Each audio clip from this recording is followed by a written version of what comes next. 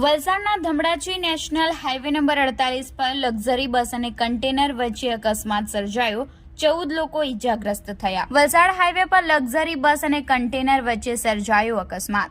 વલસાડના Dhamdachi national highway number 48 પર વહેલી સવારે એક લક્ઝરી બસ અને કન્ટેનર વચ્ચે અકસ્માત સર્જાયો હતો, જેમાં બસમાં સવાર મુસાફરો સહિત કન્ટેનર ચાલક સાથે આશરે 14 વ્યક્તિઓને ઈજા પહોંચતા તેમને સારવાર માટે નજીકની હોસ્પિટલમાં ખસેડવામાં આવ્યા હતા।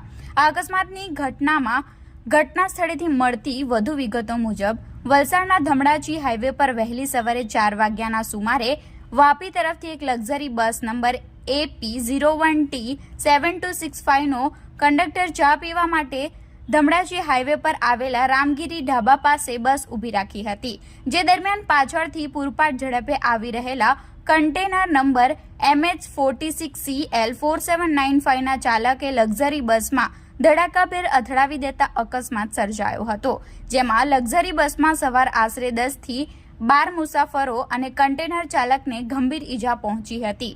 આ અકસ્માત થયા બાદ 108ની 3 એમ્બ્યુલન્સ ઘટના સ્થળે દોડી આવી હતી અને ઈજાગ્રસ્તોને વલસાડની સિવિલ હોસ્પિટલમાં સારવાર માટે ખસેડવામાં આવ્યા હતા। અકસ્માતને પગલે હાઈવે પર ટ્રાફિક જામ થઈ જતા પોલીસ દોડી આવી હતી અને વાહનોને સલામત સ્થળે ખસેડી હાઈવે ખુલ્લો કરવામાં આવ્યો હતો।